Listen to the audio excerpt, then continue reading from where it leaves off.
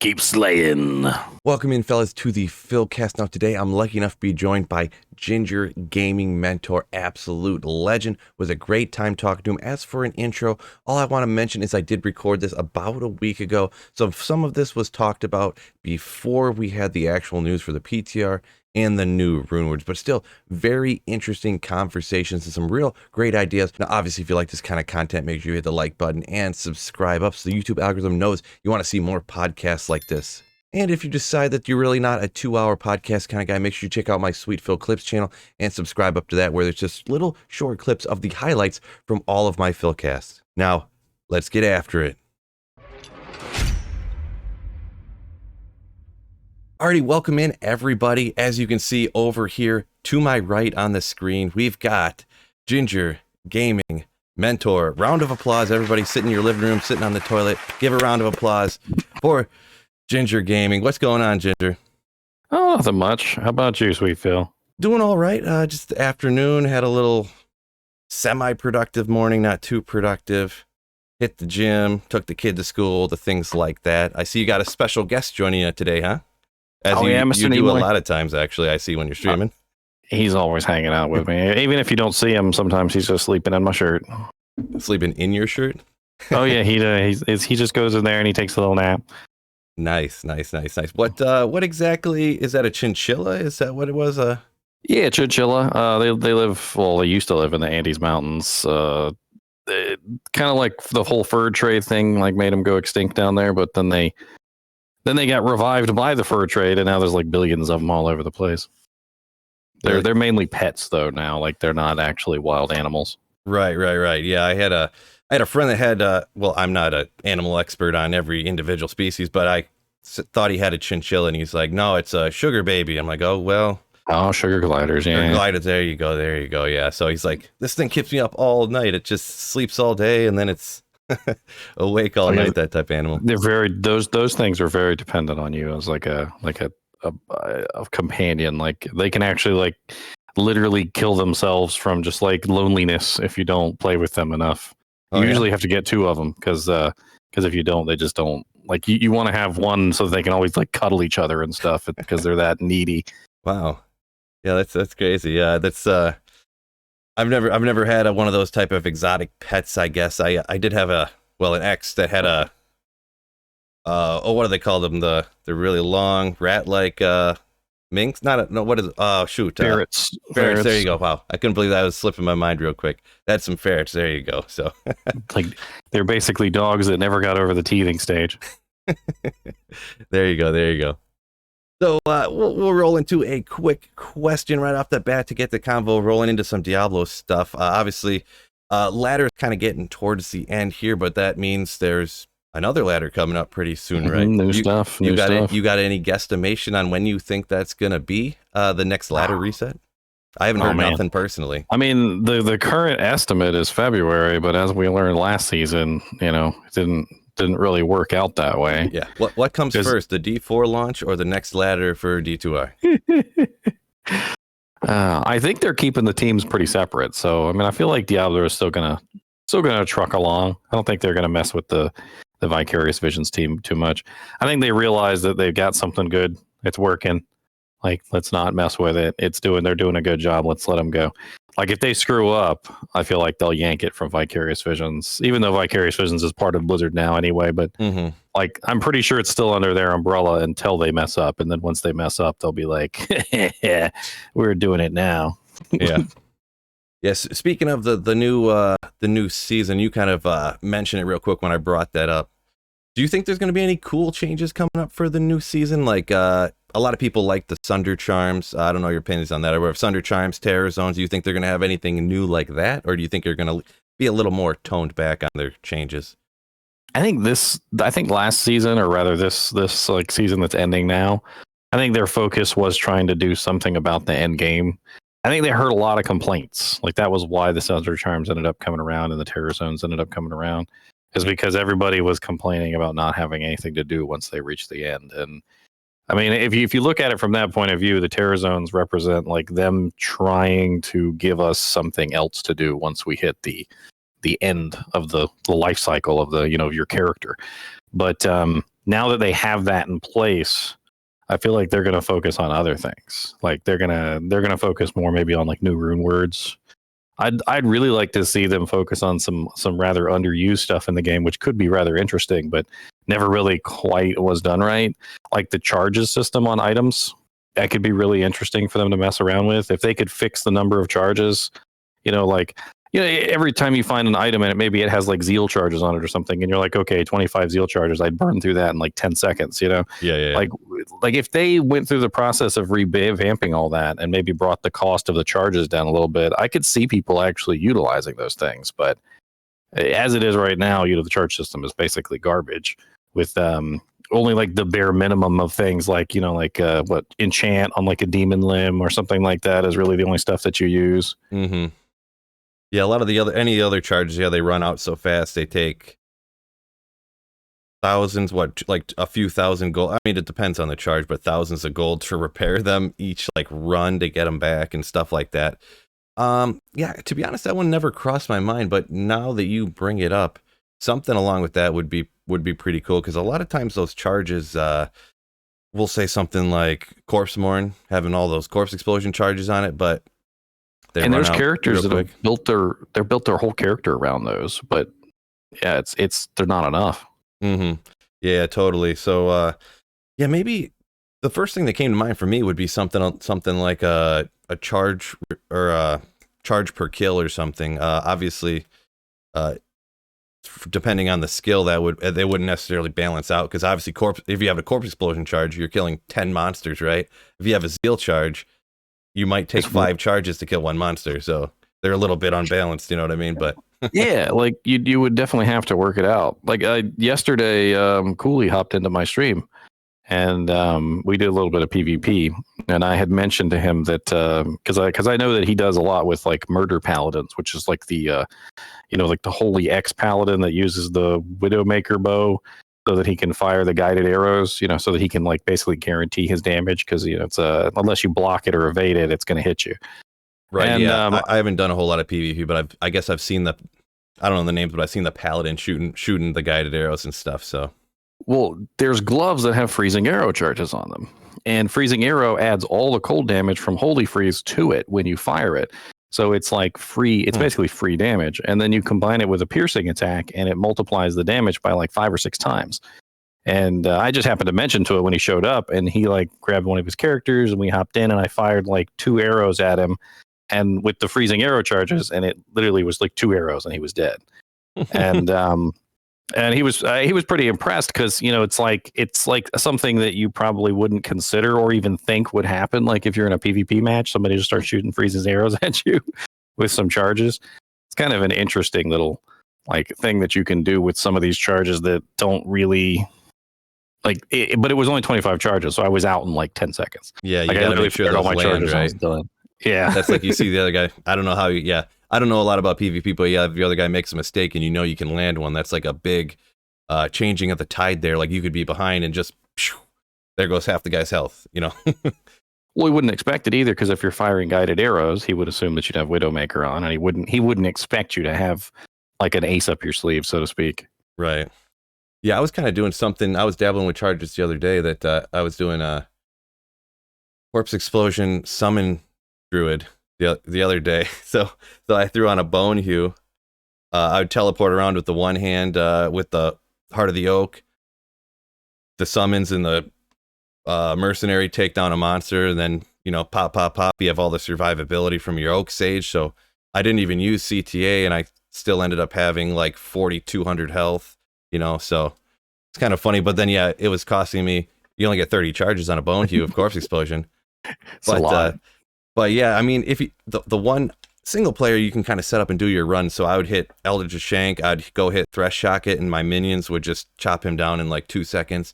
And actually, Nihlathak, because I actually love using Corpse Explosion against Nihlathak, because the way his animation is, I noticed, like if he goes to cast Corpse Explosion, the way his animation is, it takes like a second and a half probably. So if you can outsee Corpse Explosion. I mean, yeah, when he goes like this and you pop the body, he continues his animation and he gets kind of stuck in it. So you blow the corpse just before he does, and then you blow the second corpse just before he does, and he doesn't actually end up attacking or nothing. So it's kind of like, yeah, a little game, a little race to pop the corpses before he does. So speaking of Nihlathak, I actually did a lot of research on him, and this was back in season 1. Season 0 is like the non-ladder, right? So season 1, I was playing my Tesladin / Holy Bolt spamming paladin, and I found out the hard way that apparently any monster that's killed with the Holy Shock aura, like the actual pulse that comes out, if you have, say, you're wearing like Tyrell's, or you're wearing like Nature's Peace or whatever, and you got the slain monsters rest in peace, any monster slain with the aura, the actual like passive aura, doesn't count for slain monsters rest in peace. So I was in there and I was killing stuff, and then my aura would tick and it would kill something, and then Nihlathak would explode the corpse directly right next to me, and I was like, mind blown. I couldn't figure out why the hell the corpses were popping. And after I did a little bit of testing, I found out that there's certain skills in the game that don't apply the slain monsters rest in peace. Oh yeah, I never knew that, and I would have never probably thought about it. I've never played one of those Oridins of any kind, really, that tested in the fire, the lightning auras or whatever. So, And then I also found out that Nihlathak, apparently, he occasionally summons one of those little blow up dudes, and I always kind of assumed that those little blow up dudes that come at you and they explode, that they were, exploded. I always thought they were exploded. No, he can explode the exploded guy after he explodes. Yeah. I actually did know that one because I'm doing corpse explosion against him. I can pop him too. So. Kind of funny, your chinchilla's up walking behind you like he's flying around in the air. Oh yeah, when the green screen's going, it just looks like he's floating. Yeah, that's what he looks like. Right, I got a green screened out right now, so that's kind of funny. So yeah, but yeah, definitely. It's kind of I've brought it up to people before. I just love using corpse explosion against Nihlathak. There's so many bodies around. Pop, melt them all, and then it can even everything gets taken out. I just big fan of corpse explosion. So let's see, for the new season, new rune words, I was kind of thinking that's kind of the route that they're going to go to be perfectly honest, since they already did adding the Sunder Charms and the Terror Zones. I think Sunder Charms and Terror Zones are here to stay for sure. From what I've done, like different polls and stuff like that, people seem to like them as an improvement. I know I kind of get labeled as the anti-change guy. I'm like the only person against them. Are you like pro Terror Zone, pro Sunder Charms? Do you think there's anything like maybe Sunder Charms are too prevalent? 3 or 4 of them dropping every game is too much, or? So here's the funny thing about Sunder Charms. I was there on the day that they, like the first day, like, we pushed it hard, and we got the hell difficulty, killed Bale, and started farming Sunder Charms like before we even found out about the bug. And we didn't know about the bug, but we were killing stuff and we weren't finding a whole lot. In fact, I would honestly say that on that first day before they had patched it, they were actually kind of rare. But then once we found out about the bug, and you could just simply use the barbarian item find, they were popping. We were getting like 7 or 8 a game, right? Oh yeah, the item find bug was a different story for sure. Yeah. So here's my theory is that because just going by like the anecdotal evidence that I have of my own personal experience during that brief period of time before the bug was fixed, they were rare. And then when they fixed the bug, I think what they did is they made them common to cover up the mistake of the item find bug. Because if you think about it, the item find bug made them so common, everybody had them that was able to get to hell at that particular time, right? Oh, I see what you're saying. That didn't cross my mind, yeah. But then what happened is they fixed the bug, patched it out, and then so if you just fix the bug and then they go back to being rare, then you've screwed over everybody who didn't get to hell first. But then I think what they did was just to kind of like smooth the whole thing over, and they didn't really tell us, but they just upped the drop rate so that everybody could have them at basically the same bugged drop rate that the item find was giving them.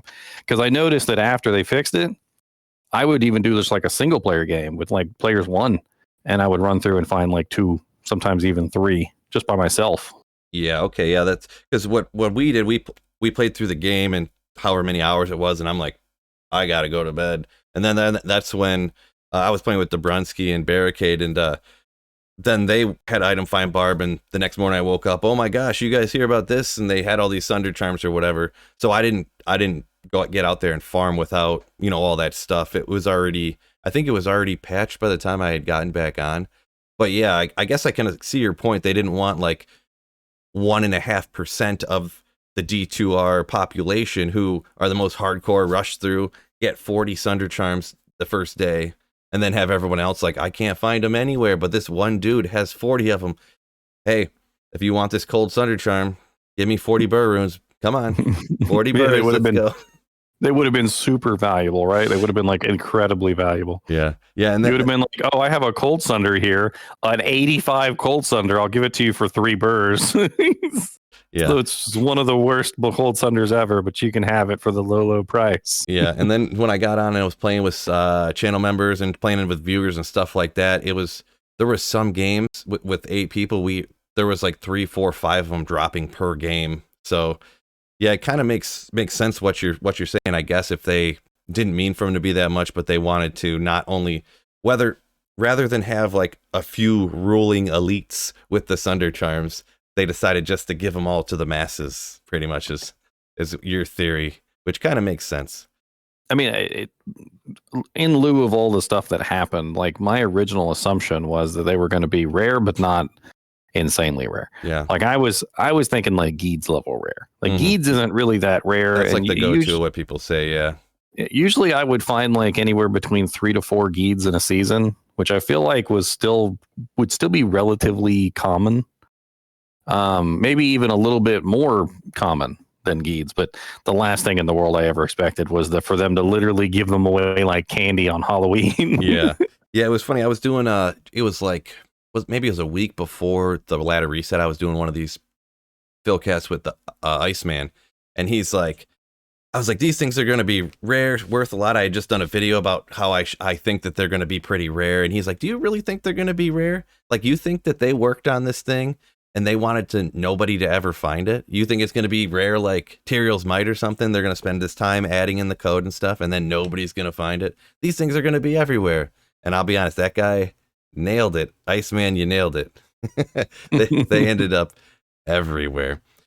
But how do you feel about the terror zones? How about that? I mean, I feel like they're good because they kind of promote you to actually explore the game and have fun. Like, I think a lot of people would have never gone back to jail a second time. Like, jail level 1. Most people don't even bother to get the waypoint for jail level 1. Right. But when it's a terrorized zone, they actually might go back there and have some fun. Dobrunsky mentioned that. He's like, I got so many waypoints I've never gotten before. Exactly. like I from a standpoint of utilizing content that is already in the game, I feel like it's a really good idea. It's kind of the same way that I feel about grief. So grief is a very powerful weapon that replaces like the majority of content that's already in the game. Like nobody's going to be using a Baron Arrow Star when there's a grief, handy. Nobody's going to be using a Grandfather when there's a grief handy. So all of the existing content that's already within the game has kind of been usurped by the grief. Like I kind of feel like it's almost the same thing that they need to do to the melee weapons, which is like the same thing they did for the terror zones, which is, hey, let's take some of these older zones that aren't really used and let's make it so that people can actually go back there and have some fun. Like, I feel like they could probably do the same thing with all the old weapons and all the old pieces of equipment that have kind of gotten like just completely made obsolete by some of the newer stuff. Like just kind of broaden the, not like replace grief or anything, not make grief obsolete to the point where nobody wants to use it, but just broaden the playing field so that people have other options and actually might use something else besides one weapon. Yeah, I'm kind of sort of along the same lines, but I'm a little more on the, we'll say, I'm more cautious as far as it comes to like change. Not necessarily more cautious because I don't necessarily know how cautious you are, but I'm definitely cautious as far as it comes to change, just because, I'm worried that they're going to end up making some change like Thunder Charms dropping everywhere. You know what I mean? Like things like that. And I will preface that by saying I actually was happy with how the skill changes that they made. Was that before the first or second season? I can't remember which one now. Must have been the first, but I was happy with the way that the skill changes actually went. I'm happy with Nova, happy with Fist of Heavens. And a lot of people don't really play them, but like even the fire traps, I was happy with. I did a bunch of different Magic Find runs with a Fire Trap Assassin, even some other stuff. It's not the best in the world, even the Summon Druid, the way that it kills, it's not the fastest, but they work now. I don't necessarily want every skill to be the fastest, the best. I don't need everything to be the Hammerden, you know what I mean? So I was happy with those, but at any time we talk about, anybody talks about future changes, I'm always a little bit nervous when there's something that's, don't let perfection be the enemy of great. If you ever heard that saying before, you know what I mean? So I'm right there along with you. Like I personally don't like changes that go beyond the bounds of what the game is. But I think I might actually be a little further than you, because I even harken back to like the days of Classic, which are pre-synergies. And Right. like in the pre-synergy days, like you could build more diverse and more like, like just as an example, you could build a tri-element sorceress. Like you could build a fireball / meteor, / whatever. Like you could go like lightning and have like a T-storm, and you could do like all 3 elements if you wanted to. Okay. Yeah, I played back then, but I was so, we'll call it, unknowledgeable about the game. I guess it was more just I didn't really know anything besides hey, why is that Amazon wearing a green helmet and a black armor? I need to figure that out. But like the thing is that like in those pre-synergy days, there was a lot of stuff that you could do that you couldn't do when synergies came out. So like at the same time I want to be like a truist to the game, I also look back at some of the older times and I'm like, okay, well, I don't really like the way that synergies work as much as I like the original way. And they're both unique ways, but the Sunder charms came in and they kind of represented harken back to the old days. That's how I saw them.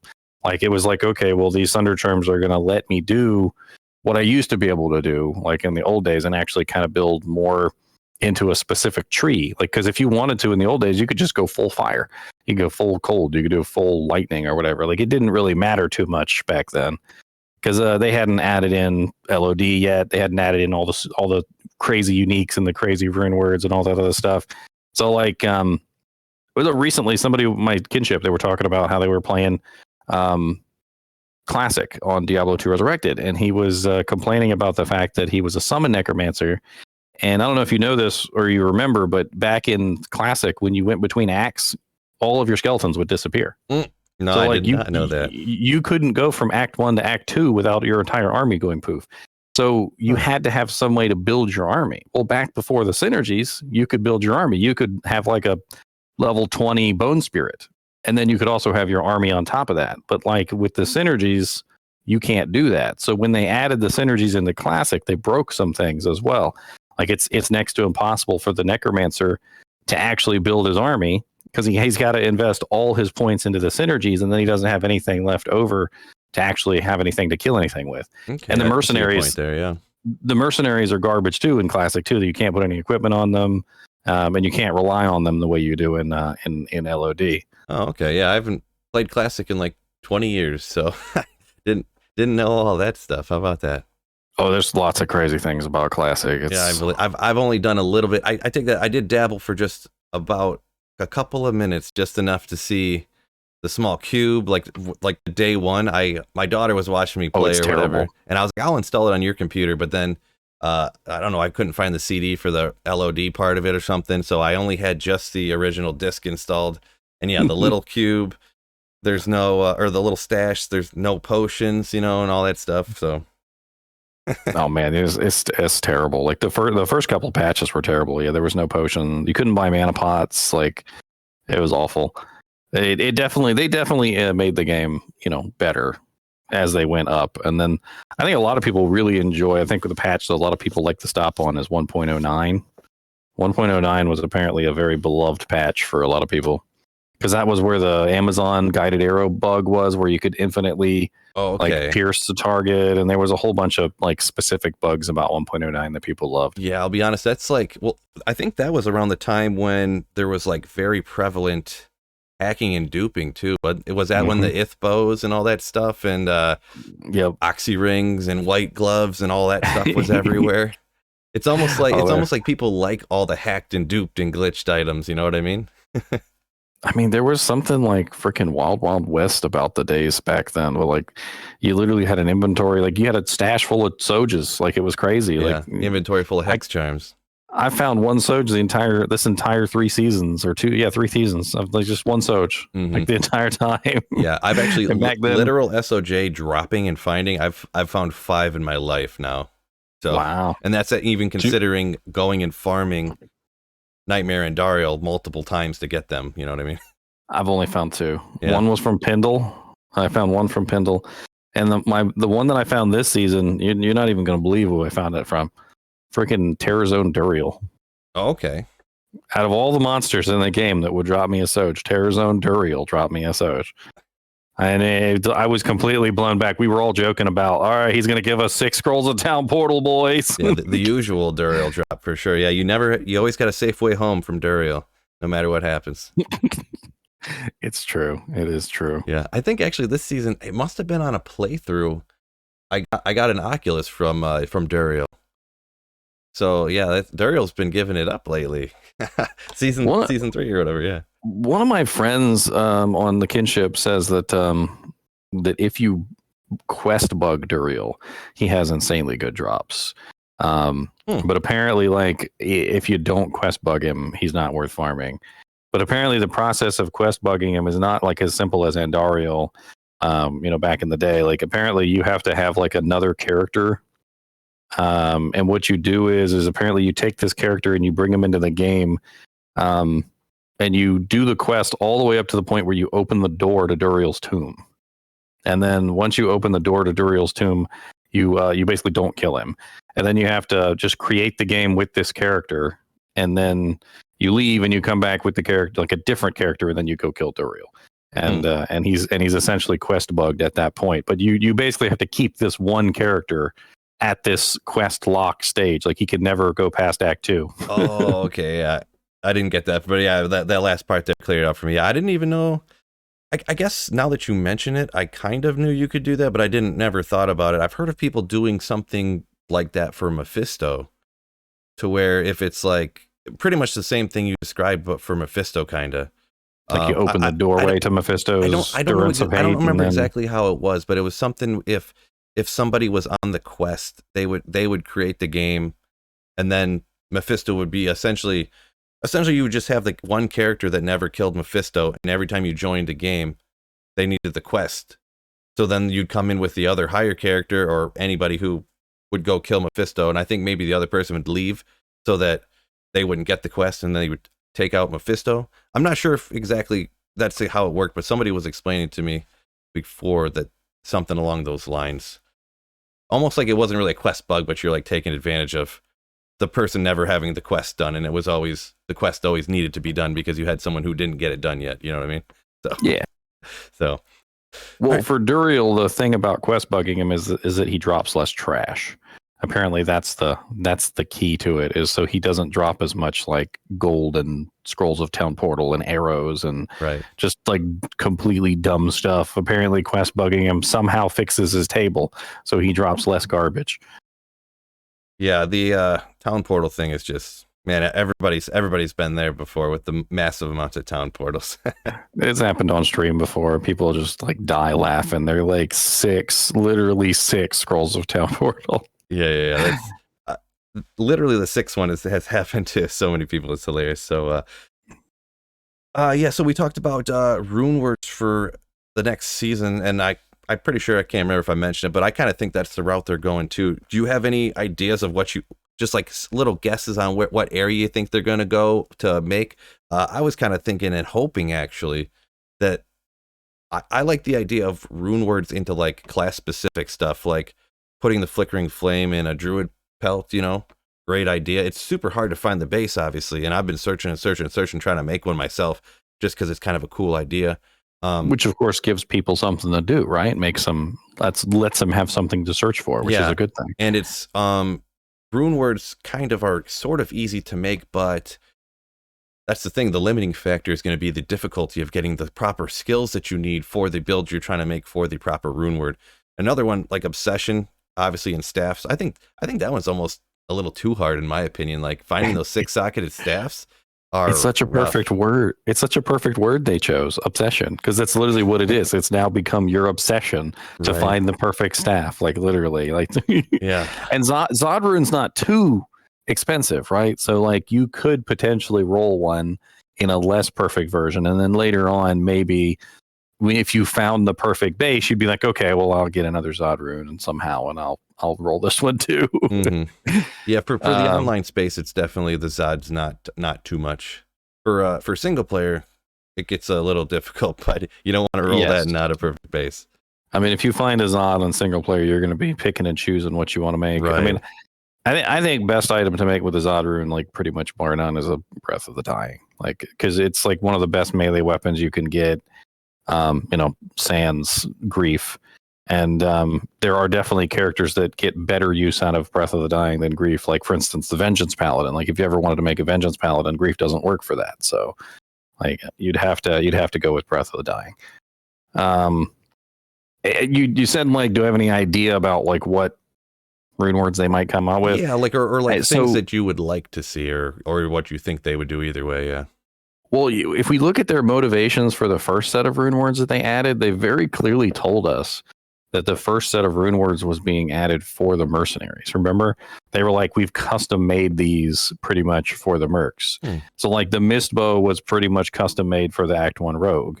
I'm pretty sure that the plague rune word was pretty much custom added for the frenzy barb, which they dropped on us, of course. They added like flickering flame, which is like perfect for a Act 3 merc, like the fire merc. I'd really like to see them add some more helmets like that. I think that the flickering flame and the fire resistance aura was like super popular. I think everybody really liked the fire resistance aura. It's not like too broken. It doesn't give like a super big advantage, but it does have specific uses. And I could totally see them doing something very similar for the fire, the lightning aura and the cold aura. Maybe a very similar fire and cold helmet that could also be put into like barbarian helmets, druid pelts, and whatnot. Okay. I also had an idea that I think would probably be pretty popular, which was fire, cold, and lightning mastery on armors. So, like, Enigma is obviously one of the most popular armors in the game. Everybody wants to teleport. But if you gave people an option other than Enigma, like maybe a really nice armor that had like +1 cold mastery as an O skill, or +1 fire mastery, or +1 lightning mastery as an O skill, could be a very interesting alternative choice to being able to teleport. In that way, you're looking at, okay, well, I can have, a massive amount of negative cold res from cold mastery, or I can have a huge bump in my lightning damage as a lightning jab is on, or I can teleport. And that could make an interesting alternative. I feel like they're going to focus, though. I think that's what it is. Just like they focused on the mercenaries, I think they're going to focus on something. They might focus on melees, maybe finally give melees some better weapons. I feel like these Sunder charms have really shifted the game toward the elemental classes. I'm not sure about you, but like as I noticed people choosing their characters for this season, very few of them were melees or ranged characters that did only physical damage. Right, yeah. Like even more Blizzard sorceresses than normal. Yes. Blizzard / Frozen Orb sorceresses. Yeah. I even saw a couple Frost Nova sorceresses. It's funny because earlier you were talking about even the Summon Druid got some buffs. We actually had a level 99 Summon Druid this season. Wow. He managed to get to level 99. His name was Wolfie. Oh, Wolfie. Okay, that's the same. I assume that's the same Wolfie that did the scripts and stuff for Project Diablo 2. There was a Wolfie that wrote. It could have been a different Wolfie, I guess. I guess someone else could. There was a guy named Wolfie that wrote the loot filter scripts for Project Diablo 2. So I don't think so. Different Wolfie. Gotcha. I guess it's a name that kind of jumps to mind when you make a summon druid, right? Yeah. So yeah, some of the ideas, and I know that Sorceress doesn't really need a boost. It's not necessarily.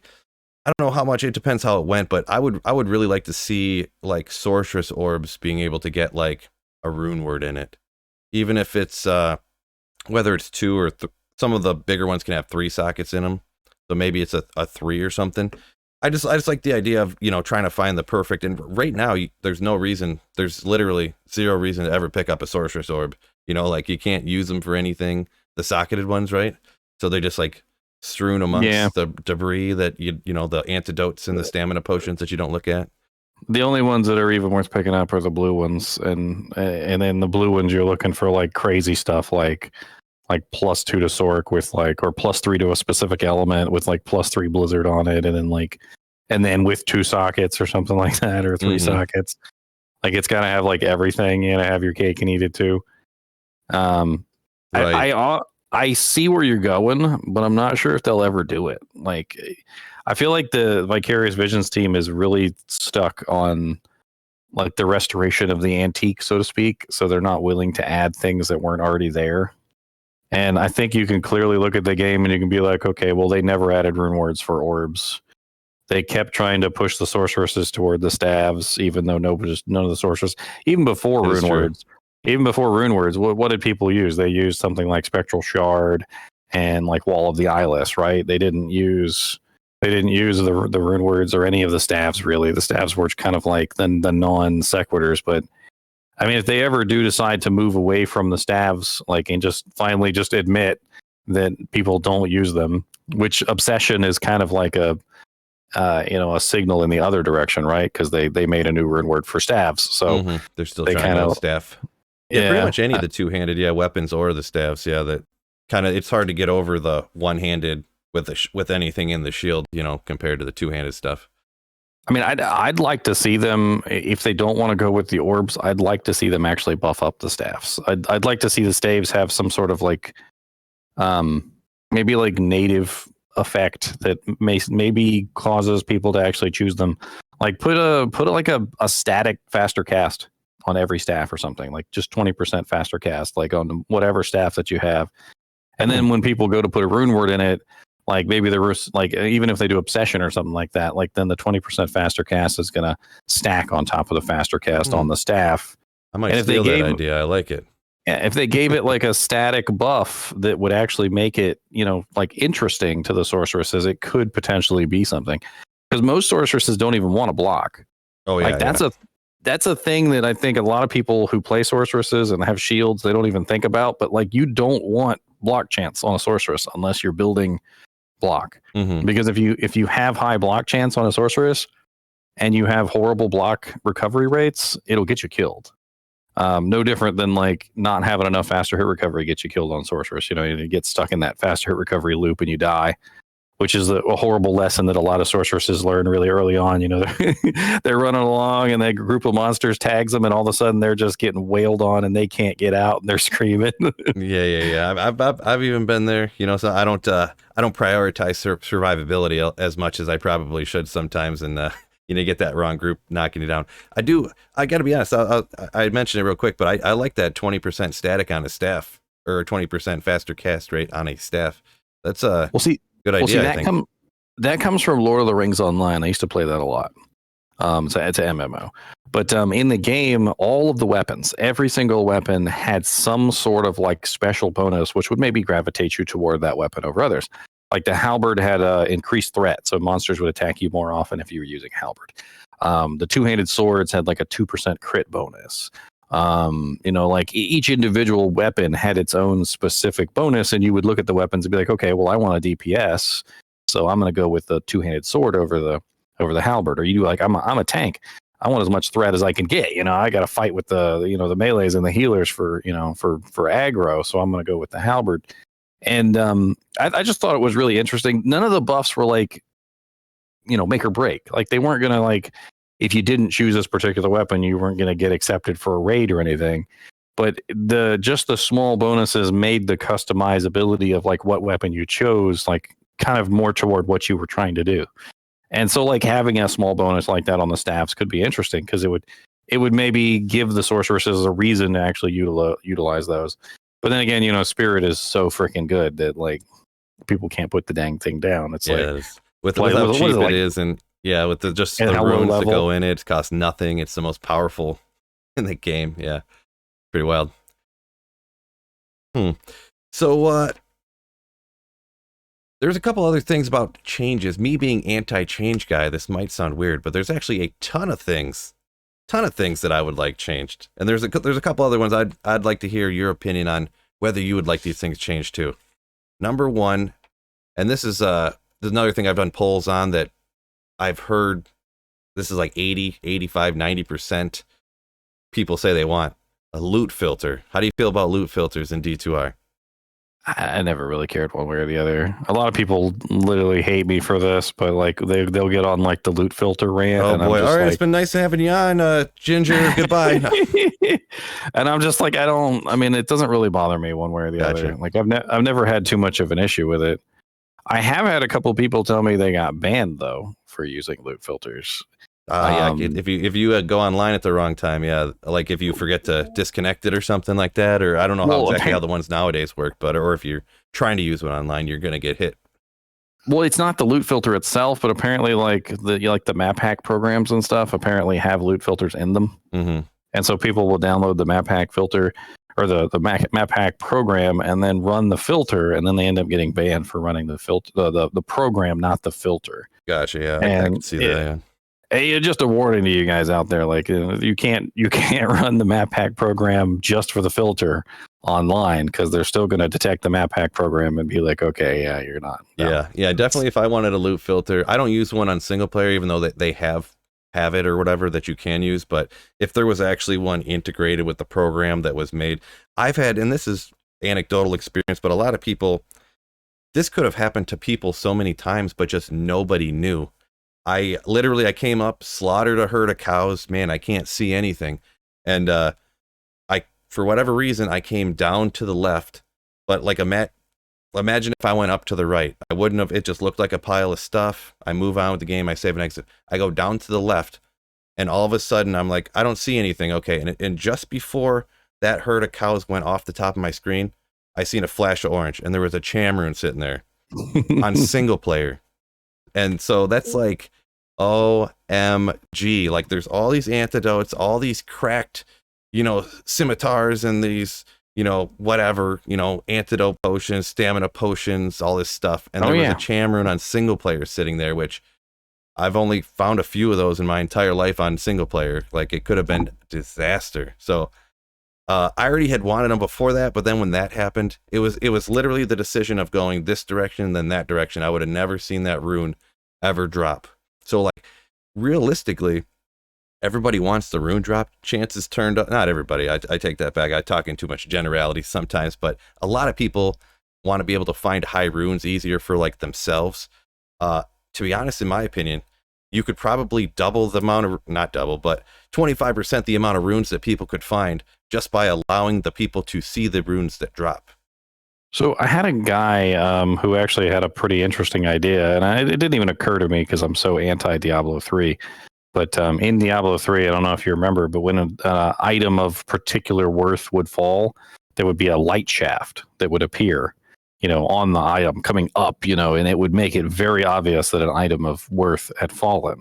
And I mean, I wouldn't be opposed to having that in Diablo 2. Just bring the light shafts. That way, if a Zod rune or something like that does fall on the ground and it's buried in a pile of rubbish, at least you'll have a big old light pillar sticking out of the pile of rubbish and be like, wait, something there. There's something in here.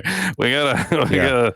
Funny you mentioned that. I actually had seen a video of apparently, and this is like according to the guy who made the video or whatever, I suppose, but on some of the Asian servers, like supposedly Blizzard's not being as strict about mods and stuff and people doing things for whatever reason.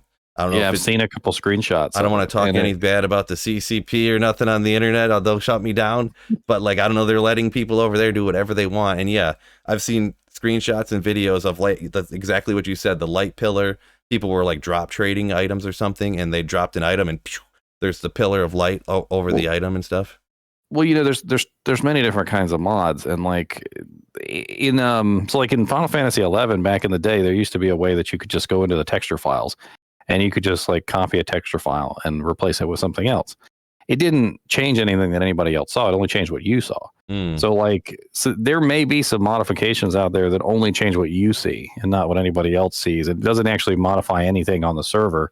and they might be okay. Oh, okay. Like, because I remember I changed my wyvern in Final Fantasy 11 into a big giant dragon, and like on my screen, this big giant dragon is stomping around and he's doing whatever he wants to do, but like on everybody else's screen, he's still just a little baby werp. Gotcha. So really all they're changing is what your computer's outputting to your monitor.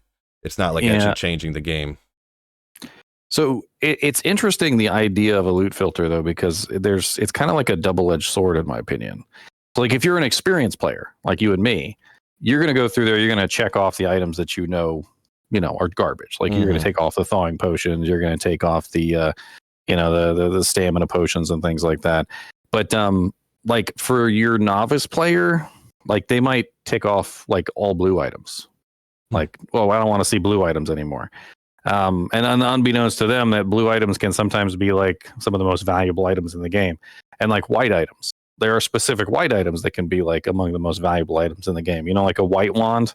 Like if you found like the perfect white base, or like we were talking about earlier, like the druid pelts. Like if you find like the perfect +3/+3/+3 druid pelt, those things can be insanely valuable. Right. And I feel like the newer players are going to just not understand the loot filter properly, and they're going to be just ticking off everything that they think is garbage, and then meanwhile they're going to be walking by items that are really high value. I feel like if they would check off not to see the blue, like all blue items, for example, if those are checked off to not see on the loot filter, I feel like they wouldn't be picking them up and identifying them anyways if they wanted to check off not to see them on the loot filter.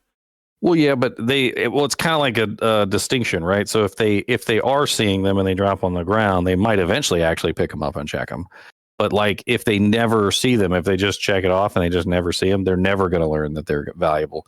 Not until one day, maybe like 2 years later, their friend is like, "Hey, check out this really awesome, like +6 druid pelt that I found," and he's like, "Wait a minute, those are valuable." And then his whole life is going to flash before his eyes. But gotcha. Yeah, I guess the benefit to my enjoyment personally to me, I guess for the loot filter, I would really enjoy it personally, and I know a lot of other people have. It's one of the ones where when I did the polls, it was super high percentage too. Nothing, and not that I'm attacking your opinion or anything, but I think in my opinion that those people making that mistake wouldn't, like I said, I don't think they would really be identifying them. And then as soon as they found out that maybe you could want to get a 6 NATO blue pelt, they would check it back on, you know what I mean? And that would be equivalent of them deciding to start picking them up and identifying them. Because right now, if all the crude full helms and stuff that are everywhere, it's just my anecdotal evidence of the one time I almost missed a Chamrune traumatized me immensely. So on live stream, we actually, because we do a lot of kinship stuff, and we were in Flare Dungeon during one of the terror zones, and we're in there trying to get to level 99, and the guy's in front of me, he's a Javazon, and he's just going fast, right? He's got to go fast. We kill a group of monsters, and before the group of monsters even hits the dirt, he's already moving on to the next group of monsters, right? And I'm running behind it. I'm checking in the loot piles, and Rune sitting right on the ground. And I'm like, "Dude, you just ran by a Rune." He's like, "No, I didn't." I'm like, "Dude, it's literally right here on the ground. You just ran by a he thinks you're trolling him. And then I linked it in chat, and he's like, "No way, I didn't run by a Rune." He still hasn't lived it down. Like, we still make fun of him every now and then. We're like, "Dude, you ran by a freaking Rune." Nice. Wow. Yeah, that's I mean, I guess it depends what end of the exchange you're on, if you would want the loot filter to help with that, huh? In that situation, you're like, "I'm glad he didn't see that," and he's like, "Oh man, I really wish I would have seen that." Oh, I picked it up and split it with him anyway. Like I had two Sur runes in my inventory, and I was like, Surs are basically half a burr anyway. I will just split it. I'll give you a Sur, I get a Sur, or I'll just give you a Sur, and then you give me the rune, basically. Yeah, that's the best way to do it, anyways. While we're talking about some change type of stuff, are there any skills that you think maybe are almost there, but you think need a little bit buffed up? Obviously, probably melee skills need something, I would imagine, you think, huh? I mean, I feel like all the melee skills need attack rating, like not attack percentage. I think they need to get off the attack percentage thing, because there's not enough attack rating on equipment and that's the problem. It's like no matter how much plus percentage you have, and like if you build a melee character or a barbarian or a paladin or anything, you'll have almost like 1,000% bonus attack rating. But then like the actual attack rating that you have, like the raw numbers, is so low that it doesn't add up to much. Like I feel like if they just went across the board and they just added raw attack rating to some of these skills, even if it was only just like 100 or 200 points for like maxing out a skill, like it would be insanely good in terms of like the melee abilities, because it would go a long way to helping that percentage actually do something, as opposed to a lot of the times that massive percentage that you get does almost nothing. And then what do people do to actually get the raw numbers? They end up using the gimmicks, like the angelic amulet, the angelic gimmick, or they use like the Saigon's helmet boots gimmick, or like there's a bunch of like little gimmicky ways that you can get some attack rating. But like tying up your amulet in both your ring slots just to have some attack rating is pretty stupid when you've got 20 points in an ability, 20 points in a mastery, you've got like all this plus percentage, you're wearing a Raven Frost, you got tons of dexterity, and it's still not enough attack rating really to get you through. So you have to put on things like angelics, rings, and amulets to even like work properly. Like if they just revamped all the melee skills and added some raw attack rating to them, or just revamped all the weapons, like and just added more raw attack rating to the weapons, like it's really kind of sad, because some of the weapons will have like 50 attack rating, 100 attack rating. It's like nothing. And then you compare it to something like Fool's Mod. Fool's Mod, like when you're level like 95 or something like that, it's almost like 1,000 attack rating for Fool's Mod, and it actually works.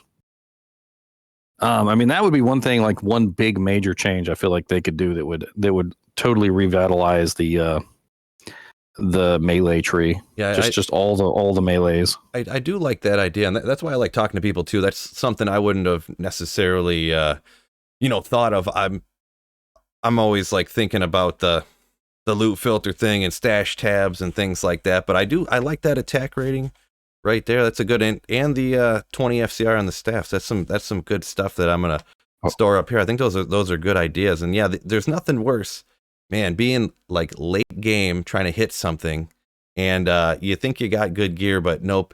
You need those. You need that level 6 ring and that level, whatever level you got to be to wear that amulet. That level 12 Angelic's amulet, to get attack rating to hit something. I'd also like them to see them tone down the whole level difference thing. I'm not sure if you know about the level difference stuff that goes on with attack rating calculations, but like between your character and the monster, and like how often you hit and stuff. Yeah, so like it doesn't show up on the character screen, first off. So like when you're fighting a high level monster and you have like a really low chance to hit him because he's higher level than you can't actually see it. So it's not transparent to newer players that like something is going on. They see 85% chance to hit a monster, and then what they actually see is miss. Yeah, that's I would agree with that as well. I don't. There's nothing I hate more than going with that melee character, and there's been all sorts of games throughout history, I guess, that have kind of been like that, but where you're just swinging and missing and missing. Yeah, like in Diablo with the level difference. I can remember one of the games, just jump into a topic real quick that I always thought was funny, was starting with any of the characters. You ever play Morrowind by chance? Oh yeah, definitely. Whether you're melee or even whether you're caster, when you'd swing and you'd miss, and you just get beat down, and then you'd finally hit them one time. And the worst was when you're a caster, you cast, fail, out of mana, used all your potions or whatever. Well, I guess I'm screwed because I just failed 30 spells in a row. But yeah, any games that do that miss thing is super annoying. The Morrowind combat system was not the best. I definitely did love the Morrowind game, like the dialogue and the quests and all the little fun little areas that you can go to. But yeah, the combat system. When I first played Oblivion, that was the one after Morrowind. It was definitely an upgrade from Morrowind's combat system. Yeah, Morrowind wasn't. I feel like it wasn't bad after you played it for like a few. After you got a few more levels and your swing didn't fail 10 times in a row. Like you shouldn't be able to fail a spell cast more than like every third one, or 2 out of 3 or something. More than that, that's just ridiculous. Well, and that's the thing with the melees and why they have so much trouble is that like you just don't like you've got so many things going on whether you're going to hit a boss, right? You've got like Bale has block chance, so like you're already got to bypass his block chance. Then you've got to bypass his defense, which is obviously your chance to hit. Then Bale is already like the highest level monster in the game, so you also have this hidden miss chance that you don't know anything about. And then by the time you're done calculating all these probabilities, like your actual hit chance on him is like it's like 25%. It's like awful. You're just whiffing constantly. And spells in Diablo have always had the advantage in that regard because spells are always hit. You don't have to worry about your fireball missing a target. Your fireball's always going to hit the target as long as you got good aim. I think fixing that would go a long way to bringing the melees and the range characters that rely on attack rating so much closer to the spellcasters, that obviously always hit their abilities. The barbarian and specifically, like he's like the melee king, right? Well, since melee's not very good, Yeah. he's also the like, well, I think I'd rather build a sorceress kind of a character. Yeah, but Barb, kind of the only time I really want to play a Barb is, I guess, when you go the item find Barb later. Once you have Grief, once you have Enigma teleporting around, save you all that time, and you're zeroing in on one target, just trying to like get those super crazy uniques or something like that. You think a lot of people always mention things ever since they put it in Project Diablo 2 and stuff like that, different types of AoE damage for any of the melee characters. A lot of people say splash damage. Do you have any opinion on that? I mean, I think that like it could work. You're bordering on like I'm not really sure how well it would work out though, because you know how they changed leap attack. Leap attack has like a little like war cry that comes out of it. Yeah. Like I did a lot of kind of like work in figuring out whether that was actually viable or not. Like maybe how you could make like a leap attack barbarian, and no matter how high the damage I got on that little circle ability, like it just didn't ever really seem like it did enough. It's part of the issue with kind of like splash damage in Diablo is that the monsters regenerate so quickly. I ran into this problem when I was building a Thorns Paladin. So I was playing around with the idea of building a Thorns Paladin, and I started to notice that it wasn't that the Thorns wasn't doing damage, because it was. The monsters were regenerating so fast that the small amounts of damage that I was doing was pointless. Like you would see the monster's HP go like this, and then immediately go back up. And like every single time they took a spike, their HP was just going right back up because nothing was locking them into locking them out of regeneration. So I started to do some tests with it, and I found out that like if you have prevent monster heal and you're in the same situation, so I basically just sat there with a 0 damage bow and I just prevent monster healed all the monsters, and then I let them thorns hit me with the thorns. I actually did damage to them. So like I'm not sure if splash damage would help as much, because if you're not like actively focusing on killing a monster, it seems like the game is designed to almost prevent you from just doing like generic AoE damage, like because the monsters are just kind of designed to just regenerate any damage that you do unless it like overcomes their natural regeneration process. If you can't breach that number, so unless they add splash damage at a high enough value so that it can actually kill the monsters, it might not do anything. Yeah, like you're saying, it'd have to be added in, like the entire splash damage would have to be the same as the regular normal attack, but like amount of damage. I mean, like it would be like a cleave, at that point. Like it would almost be like, okay, well, I can hit all the monsters in front of me, like in this swath or something, or yeah, like stomps and stuff like that. Like in MMOs, you'd have like a stomp and it would like go backward and hit everything, kind of like Shockwave, I guess. Mm-hmm. Yeah, I think in D4 that's kind of how it is. I don't know technically how technically difficult it would be to do in Diablo 2. Like I don't think the way the game's set up, you can really set it up to have a slash area, but I don't really base this on any actual programming knowledge of the game. But I feel like you'd almost just have to do a radius, since they already kind of have that established in the game where the damage would go, Yeah, I mean, I definitely would like to see like some way that the melees could have some sort of like AoE damage. I'm not entirely sure how they can do it without fundamentally changing the way the game works. Maybe they could do it with the addition of the new rune words. There you go.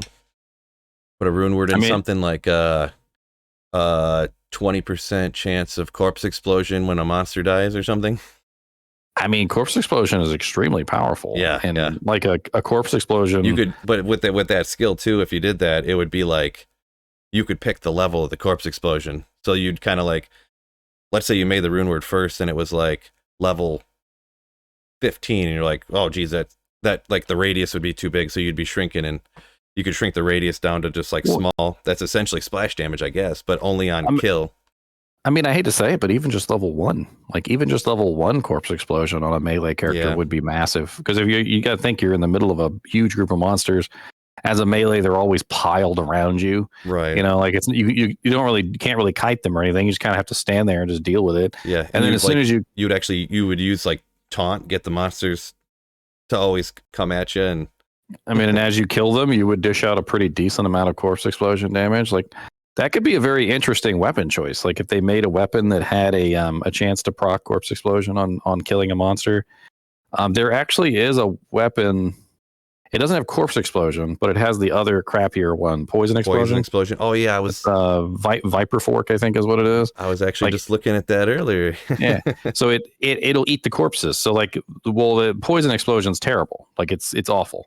But if they were to swap that with corpse explosion, all of a sudden you'd have people using that. I'd put that on my merc if it had corpse explosion on it, and so I'd just let him get in there and do his work. Yeah, and that's just an idea. I know that might end up being something that would be OP, like you said, plug it in on your mercenaries, so then you'd be getting these random corpse explosions with any character that you're playing, you know. Maybe that could be something like we were talking earlier. We talked about staffs, but then I mentioned real quick about how all two-handed weapons don't really get used that much. Maybe specifically like the two-handed mauls. I guess thunder mauls get used once in a while for Breath of the Dying and stuff, but kind of push people into two-handed melee weapons and stuff. Two-handeds have definitely been like the redheaded stepchild of and I say that from experience of the family. Like it just seems like nobody wants to use two-handed weapons. It doesn't matter how good the two-handed weapon is, right? Like unless you're a druid or specifically a barbarian, like there's nobody that's using two-handeds anymore. And recently, with the way that they changed Whirlwind, dual wield has apparently taken over on Whirlwind. Like it used to be two-handed weapons were like the go-to thing for Whirlwind because you got all the little free hits at the beginning. But apparently in the way that they changed it now, when you're dual wielding, both weapons apparently get a free hit. So the dual wield actually gets 2 more free hits than two-handed weapons do. Okay, yeah, I haven't really heard a whole lot about it. I guess it just was a blind spot for me. So they just kind of like stealth nerfed the two-handeds even more. And like the only character that I know of really that uses two-handeds like almost religiously is the druid. Like it's really like his bread and butter, and it would be cool if maybe there were some other, weapons. I mean, there are some two-handed weapons that are pointed at like the paladin specifically. There's two-handed weapons that are pointed at the barbarian. Mm-hmm. But like to put a two-handed weapon on a paladin is such a sacrifice because with the way pally shields work, like all of his benefits are revolving around that shield, and so like by putting on the two-handed weapon, you're now just giving up your shield. And I don't know. They would have to do some very interesting things to the two-handed weapons to make them viable, I feel like. And if they did come up with some really cool two-handed only rune words that had some really nice effects on them, it might draw people toward, sacrificing the stats to get the benefits. Yeah. They'd have to be really good though. Yeah, it is definitely super interesting, like thinking about the different things like that.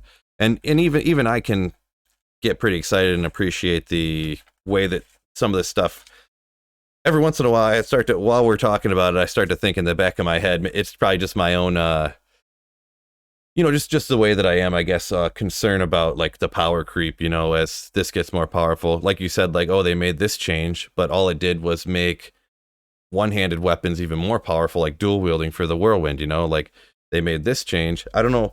I don't remember exactly how it ended up playing out for the, like the Fury Druid. You were mentioning there, like two-handed weapons were still good. I remember they changed IAS calculation for that, and it Yeah, must have. Like the new king for the Fury Druids is like an ethereal zotted like Reaper's Toll. Like that's like the new meta. Used to be Tomb Reaver, although Tomb Reaver is still good. It's not as good as Reaper's Toll, because Reaper's Toll, of course, has the Decrepify, got ITD, it's got Lifesteal, it's got Reaper Toll has always been good, but it never had the IAS to be good in the previous calculations. Mhm. Now they don't need it, so now you can utilize a weapon that doesn't have IAS on it. So it kind of like is good. It's much better now with the new calculations. They actually, there is a bug in the new calculations though, that they still need to fix, and that is the the barbarian and like other classes can turn into the werewolf and the bear. Right. Yeah. So they increased the cap for the IAS back when everybody complained. I don't know if you remember, like there was an uproar because they ruined the druid and everybody was Yeah. Just that was like in the PTR, and then everyone was like, no. Yeah. So they fixed it for the druid, but they didn't fix it for the barbarian or any other class that uses the beast weapon. Okay. So if you transform into a bear with the beast weapon, you still have the crappy cap. If you transform into a werewolf with the like the wolf howl visor, like you still have the low IAS cap. They never really fixed that, and unfortunately, they kind of broke those builds. So I'm hoping they'll address that. Gotcha. Yeah, I remember testing around with those, like messing around with those, and I don't remember how long ago it was. It was probably before that. So that's interesting. I didn't know that they had done that. They only fixed it on the druid, you say, yeah? Yeah, a lot of people have contacted me, and they're like, my werewolf barb is nowhere near as good as he was pre-patch, or like my because bear sorceress is a popular one. Apparently, Bear Sork got hit pretty hard. Oh, okay. Oof. Yeah, and those are like the people that are making those builds are like the hardest of core D2 players. That's like those are expensive builds. 20 high rune build, yeah. just to start off. So, some other changes. I know I mentioned a few before. There was one other one I want to get your opinion on. And this is another one when I'm polling, I'm the official poll master of D2R on my channel. for a minute there, I was polling for all the changes that people would like, because I was, man, I can't believe I can't be the only one that wants these changes or doesn't want this stuff changed. And it turned out for a lot of stuff, I was way off. I'm in like the 10% minority, and everyone likes all this stuff that I was like thinking. But anyways, extra stash tabs, or there's a few different ways you could go with this, whether it's extra stash tabs, whether it's either just a currency page. I'm just not a big fan of having like, oh, I got to make another mule because I don't want to get rid of this, or like, I've said this since the beginning. Like Blizzard is idiots. Like they're absolutely idiots. They're letting money just slip through their fingers. Like, like imagine, if you will, like charging $10 for 3 more stash tabs or something. Well, imagine you got a beach or whatever. Maybe you own the beach, right? And it's really hot, and like somebody offers to put a drink machine on your beach, and they'll give you like 50% of all the profits, and it's just like Cokes and Pepsis and stuff like that, right? And you're like, nah, I don't need any extra money. Like stash tabs are such a no-brainer thing that don't really affect the overall like aspect of the game. Like nobody's going to complain about having more stash space. Mm-hmm. And like all they would have to do is sell them. Like just they could literally make so much money off of them. I don't know how much they would charge for them. Maybe $5 a tab, or maybe some games do like a increasing amount like per tab. So like maybe your first tab only costs like 50 cents, and then like your second one costs like $1.50, and then like if you want like your 10th tab ends up being like $10 or something. Like they charge you for your greed basically. Mm-hmm. The more tabs you want, the more they charge you. Yeah, that is a good point. I personally, obviously, I would like them for free, but yeah, I totally get your thing. Like, how could they pass up that opportunity, right? And the number of people that have been, man, I would give them. I mean, the people are exaggerating. I'd give them so much money for 3 more stash tabs and stuff like that. I bet you if they did it like $10, like $10 for 3 stash tabs or something like that. Oh, they'd give millions of dollars. Almost everybody would do it instantly. They're literally like, by not doing it. That's what I'm saying. By not doing it, they're literally just throwing millions of dollars in the trash they could have had already. And then the currency tab too. I feel like the currency tab could be really cool. I feel like that also addresses the stash tab problem. And I actually remember back in one of the dev talks, I don't know if you remember this, but there was this dev talk. They were talking about like all the things. I'm pretty sure Mr. Llama was there. It was like the one where Mr. Llama was at the. Okay, he was like hosting it or whatever. I know what you're talking about. It's one of the early ones. And he asked them about a currency tab. And the one of the developers, I can't remember which one it was, he specifically said, it would always be either or, not both. He basically made it very clear that if they did add more stash tabs or if they did add a currency tab, it would be one or the other, but they wouldn't do both of them, which was interesting to me, because then that made me think, okay, well, which one do you guys want? Like, there's a poll for you right there. That means like, you got to be leaning towards one of them if you only want one of them. Like, there's got to be a reason that they wouldn't want both of them, right? Well, I definitely feel like the currency tab would be the better option, because the gems take up a whole tab on their own. The runes take up a whole tab on their own for me.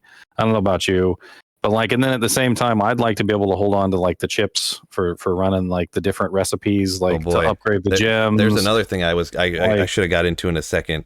Actually, another change. We'll talk about it in a second. Keep going. I'll bring it up in a minute. But yeah, I mean, you get what I'm saying, though, right? Like, if having the ability to store everything on a currency tab would alleviate so much space on its own, like ridiculous amounts of space, because you'd no longer have to have that rune tab, your gem tab. You could finally keep on to hang on to the chippies and the flaweds and whatnot. That is kind of annoying that they require you to have flawed emeralds and whatnot, but then you don't have anywhere to really not enough room, in my opinion, to store them.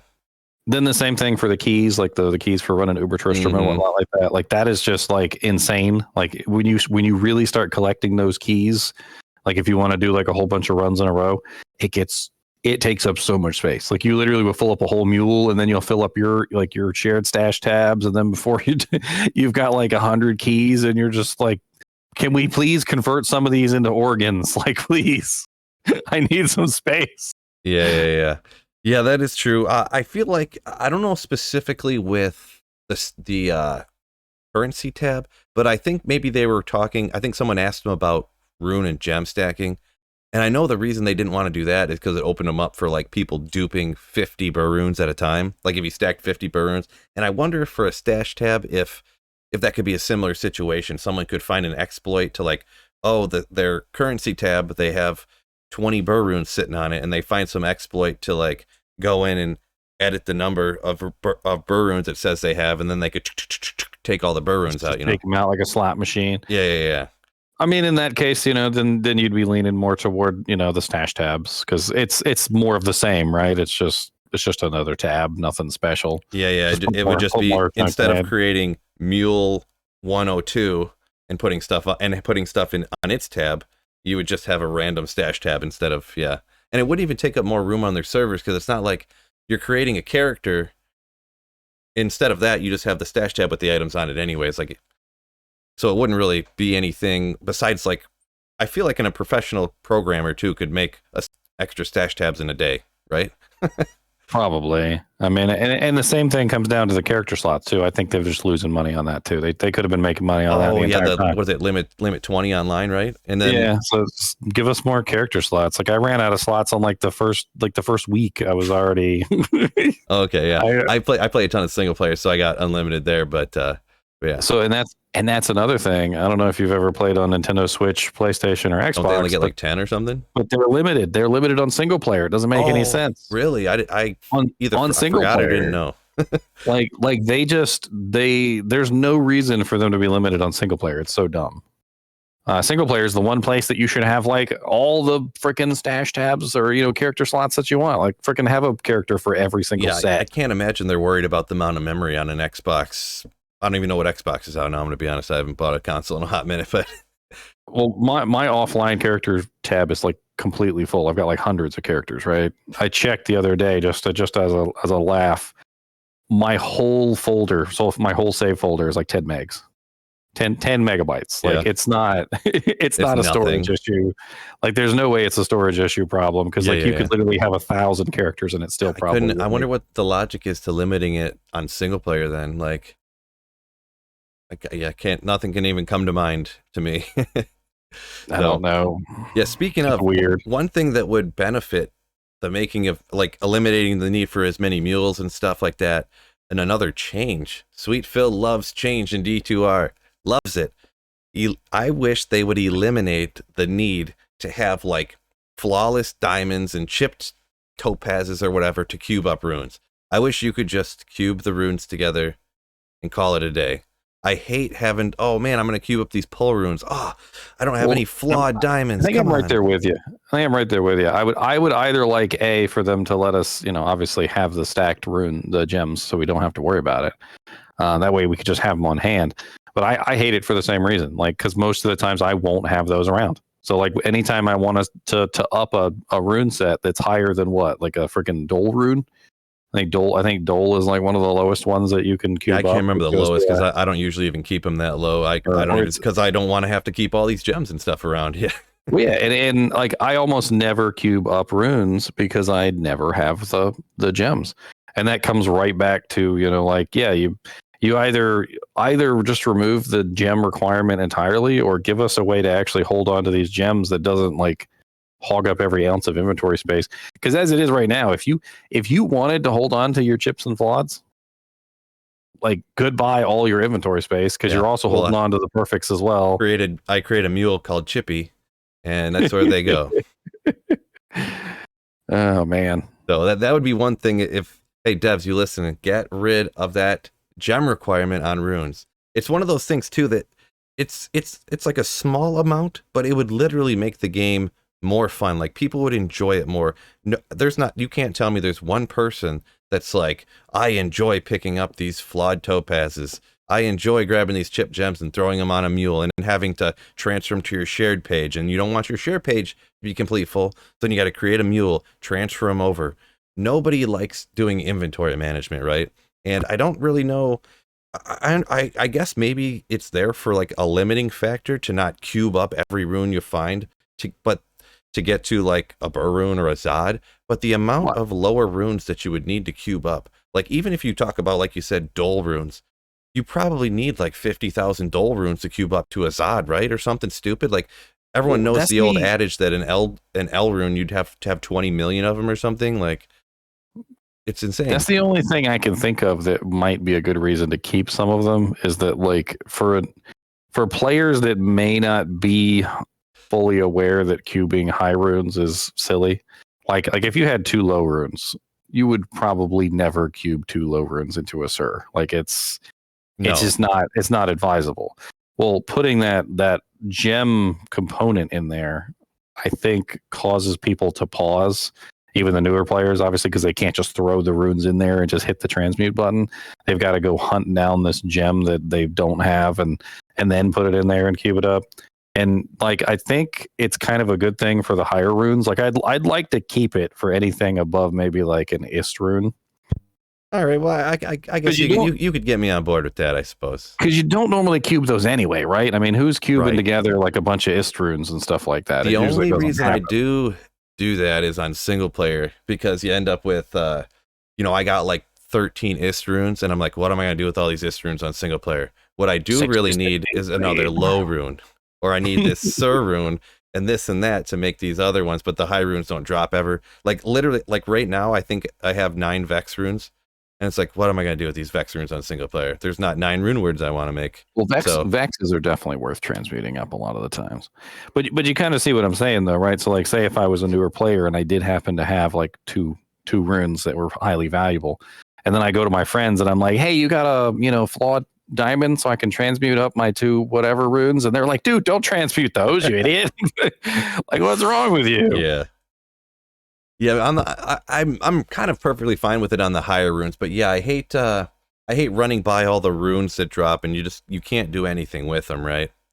You just don't even like the Dole runes and the IOs and stuff. You don't even want to bother. So it's like, and that's another reason for rune stacking. I'd love to see rune stacking. And like as you were saying, like maybe they don't want to do rune stacking for the higher runes. Like, maybe above a certain rune, we don't want them to stack because people would dupe them or whatever. But I'd totally be for like everything from maybe like L to Lum. I want to say like L to Lum, just being able to stack. Like I got no problem with that whatsoever. Like just let us stack all the low ones. That way we can actually have them on hand. So next time I want to make a Breath of the Dying, I don't have to go running around to try and find an L rune. the rarest rune. The Like rarest, literally, yeah. you're just like, I just need an L rune. I'm trying to make my brother die. Right. You're like, I you're don't making have games one, bro. like pull for L rune, like enter, make that game. Dude shows up and he's like, I don't have an L rune, but I have an L. Is that good? I'm like, Yeah. no, I need an L. Precisely. You're like, all I got is a few Zods I found. I don't have any L rune. Sorry, bro. So that's pretty funny. You did mention earlier, it's something, it kind of piqued my interest for a second. You said I don't want to take your words out of context. What do you say? You didn't like Diablo 3 or you despise it? I forget how you worded it.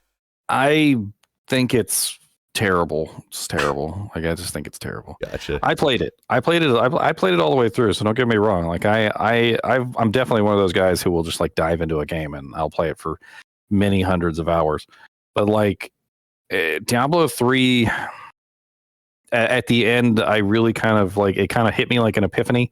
I don't know if you've ever played those really silly games where like you don't actually do anything. Like it's like a clicking game. Literally all you do is just, click the screen. Like that's it. And it like attacks a monster or whatever. And then as you level up, you like put points in and your attack gets bigger. And then the monsters get stronger. And then the attack gets bigger and your monsters get stronger and the attack gets bigger. And it's just like a never ending cycle of like, okay, now I'm dealing 18,789,275,623 damage. And then like at some point or another, I realized that that's all Diablo 3 was. It was just like a constant, like, okay, you got this strong, we're going to make him a little bit stronger. You got this strong, we're going to make him a little bit stronger. And there was a point where it was almost like the game was playing itself. The sets in particular were really, really big downside of Diablo 3. I don't know if did you play a lot of Diablo 3? I did not play a lot, and it's real quick story about my experience with Diablo 3. So I also don't like it, but I bought it, I pre-ordered it, got it. I don't know if did you play it right at launch or did you play it a little bit later? Right at launch. Yeah, I played it right at launch. I installed it.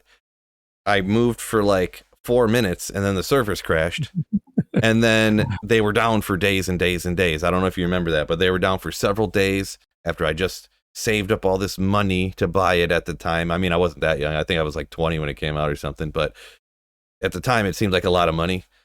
And then eventually, when it did work, yeah, I played it all the way through, like you said, and I didn't play it very much longer. And I was, boy, this game is not for me. And I'll always remember, I went back to D2, and then when you go to make the game, you got the chat on the side, and it's just full of people like, oh my God, Diablo 3 sucks. I'm so glad I'm back at D2. And it just, it was more populated than before Diablo 3 came out. At launch, it really was terrible. Like it was. A lot of people only played, I think, for the real money trade auction house, and that was a whole nother thing. But Reapers of Souls expansion pack, that was what actually brought people back. That was what revived Diablo 3. I was told that fixed a lot of issues and stuff, but I haven't touched it since that first month of the game came out. I was so traumatized, I guess you could say. Well, what they did was they added all these sets, and the sets are not like our sets in Diablo 2. So the sets in Diablo 2, they don't like give you specific skills or specific bonuses to specific skills. It's more or less just generic stat, increases. But what they did in Diablo 3 is they added in these sets that would give you a very specific bonus for using this specific skill. And then like another piece of equipment would say, okay, well, if you use this specific skill, it's going to beef up this specific skill, this % of damage. And then also if you combine in this specific skill along with the other ones, eventually you will end up with, like a godlike character. But what ended up happening is the sets were so specific in what you had to use that they ended up like, it was like, imagine if you booted up your game Diablo 2 and you had no choice over what you were actually playing. Like the game just boots up and you're like, okay, here's your Frozen Orb Sorceress with chilling armor. And you also have a sub in Fireball. And you're like, can I use something else? Can I respec? And they're like, no. And it got to the point in Diablo 3 where if you used any of the sets, you played exactly how they told you to play, or you couldn't play. Like you literally couldn't function in the end game without using these sets and playing exactly how they wanted you to play. And that was an interesting thing about Diablo 4 is that I heard the developers say that they were specifically not adding sets into the game because they heard the negative feedback on sets in Diablo 3, and they're like, we don't want to take away the player's personal agency. We want them to be able to decide how they want to play their character.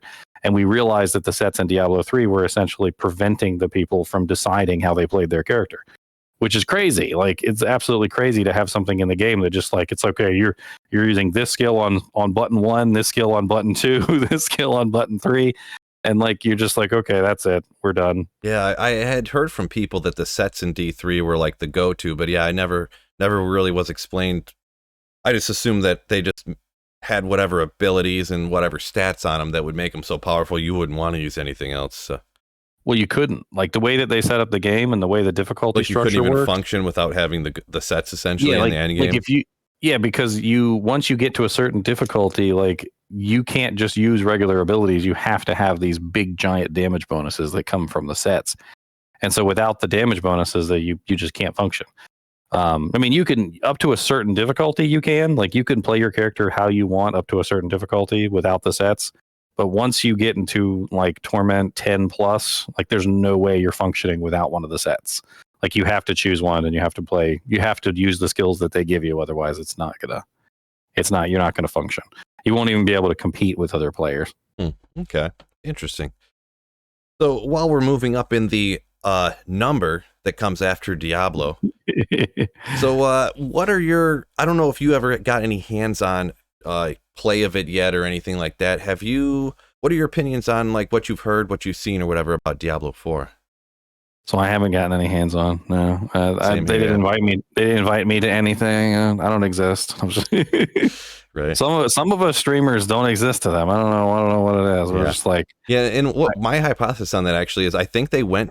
What I think they did is they like went to Twitch and like they were like, who's the 15 highest Twitch people with the most Twitch followers? I mean, it could be. And because everybody, whether it's me or whether it's I don't know how many Cooley has or whatever on Twitch, but he's got a great YouTube channel with a bunch of subscribers. So, or like, I don't know, do you use dual stream or whatever, right?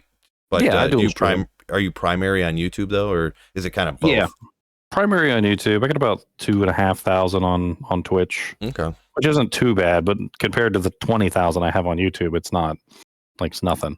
Yeah, but it's interesting though, because it's really hit or miss with that whole thing. Like, I've noticed some of them have like nothing. Like, they'll be like 1,000 subscribers.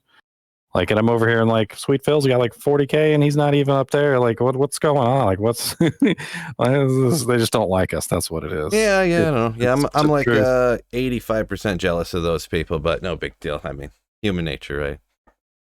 But Diablo 4 is interesting. I actually did a video already on like some of the things I was surprised about Diablo 4, because I did listen to them during the talks, and I have gone over whatever information they were giving us. I was surprised to find out that unique items are going to be back. I think that's cool. I loved hearing that. Yeah, and that they were going to be super rare. Like, I'm also very the good ones, anyways. I'm also he said it was 1 to 2 per season or something like that. That's what they said. Yeah, that the average person would find 1 to 2 like per season. So I don't know, maybe I don't know what they consider average person. It's so hard to say. Is that 5 hours a week? Is that 10 hours a week? It's not going to be 20 hours a week or 30 hours a week. So, but during the talk, the guy was so excited about it. He was so excited about unique items. You could tell, and he let it slip. He's like, you can build entire characters around them. And that's like Diablo 2 in a nutshell, right? I mean, you can pick up a unique item. You can be like, all right, I'm gonna give me a Earth Shifter, like a Thunder Maul. Mm-hmm. Like, I'm gonna build a druid around this Earth Shifter Thunder Maul, and you can totally make a whole character around the unique item, right? So like, the idea of being able to build a character around those unique items is really cool to me. That's Diablo 2. Like, that's not something that you could do in Diablo 3. I wonder how much build the character around. Like, is it going to be as much as like you build a wolf barb around the wolf howl, or is it going to be as much? That's what I'm hoping for. That would be pretty. Maybe not necessarily taking another character's skill onto it, but yeah, like you get something specifically from that if you literally didn't have that item, you literally couldn't make that build. So yeah, that'd be pretty cool. Another couple of things that they did that they were talking about was like the potion system. Like, I don't know if you've researched the potion system at all. It's like a cooldown system instead of finding them or something, right? It's like an interesting. it's like an interesting combination of like Diablo 2 and Diablo 3. Like It both kind of of the reminded potion me. systems Did you play combined. Diablo Immortal at all? A little bit. I played it for like a week. It kind of reminded me of that. But you'd find like those heart globes that would fall off the monsters when you'd fight them, and it would recharge your potion thing. I think, to me, anyways, unless I'm misremembering, it sounded exactly like Diablo Immortal, to be honest. Which is the cursed game. Dun dun dun. Yeah, I mean, and the thing is, I'm not going to go full Diablo Immortal right now, but I didn't think Diablo Immortal was like the worst playing game. But man, getting so annoyed by the constant like, oh, you better log in today or you're gonna miss out on these. You better blah blah blah. Money here, money there. That's that'll check you right out of a game in a hurry. What got me was the negative feedback from the community. Like, I don't know about you, but like, I got nothing but hate from every single like person in my stream, like in the comments. Oh yeah, what I just said. Wait, look down in the comments right now after I just said that. Everybody, there's gonna be people just blowing me up for saying that the game, the physical clicking the buttons wasn't like and killing stuff. It wasn't that bad on Diablo Immortal. Just that comment right there. Well, as a mobile game, like I'll say this about Diablo Immortal. As a mobile game, it's one of the best mobile games I've seen. But that's a really low bar. Right. Like when it comes to mobile games, you don't really see a lot of really high quality mobile game stuff. And it definitely was up there with Diablo 3. I'll say it's even up there with Diablo 3, but as you know from my previous comments, I'm not particularly fond of Diablo 3. Yeah, that bar is so low you can barely even trip over it. So like me saying that it's good or even better than Diablo 3 isn't really much of a compliment. It's like Diablo 3 with like some better multiplayer stuff. Yeah. And a bunch of RMT. With Immortal, it was just got even I'm perfectly fine ignoring all the FOMO stuff and the paid stuff and the paid cosmetic this and that, but it was just like once you get to a point, it's like, okay, you run the riff and then you do there's the board. A bunch of grinding, yeah. It's just like I don't know. I played it for like a week and I was just like, yeah, it's just this riff. I mean, there's not really anything to change up that I seen, I guess. It just kind of lost my interest or whatever. But yeah, we were talking about the potion thing for D4. It seemed to me that's exactly where they took it from. Is that what it seemed like to you, or am I misremembering that? I mean, it definitely seems like it's a combination of things, but yeah, it could be. I can't really remember Immortal's potion system that well.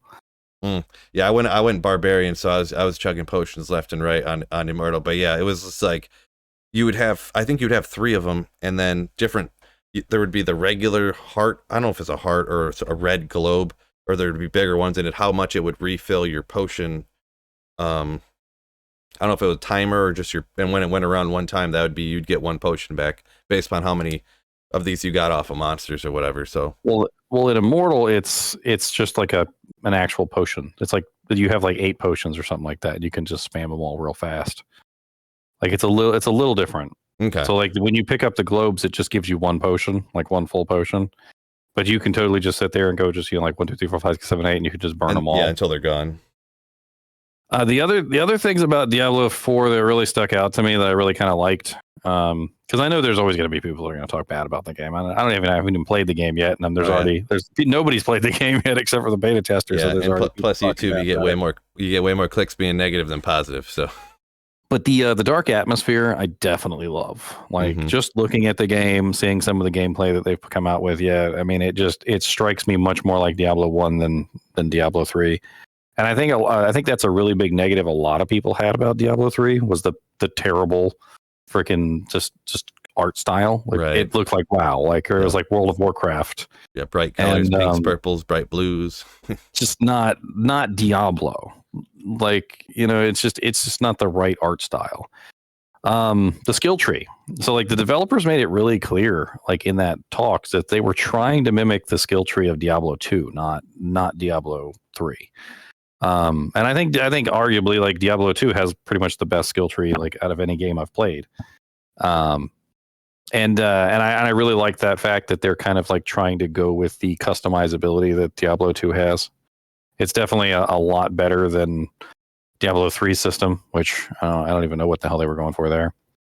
The trading thing, like I keep getting contradictory information on the trading thing. Apparently, like Some sources are telling me that there's limited trading. So like you'll be able to trade rare items, and some like maybe like the legendary aspect item tokens, but not like the legendary items.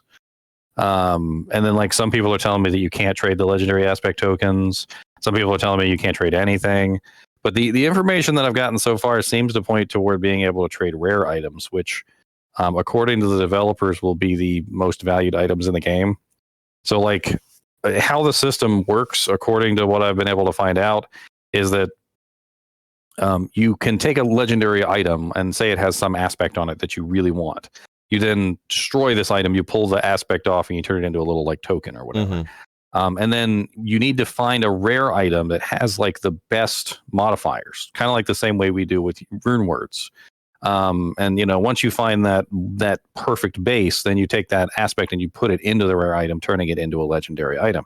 So supposedly you'll be able to trade these godlike rares, you know, back and forth between people, and people are going to be hunting for these because they have like the perfect stats on them, which, you know, smacks very much so of Diablo 2, looking for that like perfect F 15% thresher, or, you know, whatever it is that you're looking for your mercenary, or your 15% archon plate, you know. Yeah. And I like that. If we can trade at least some stuff like that, I'll be happy.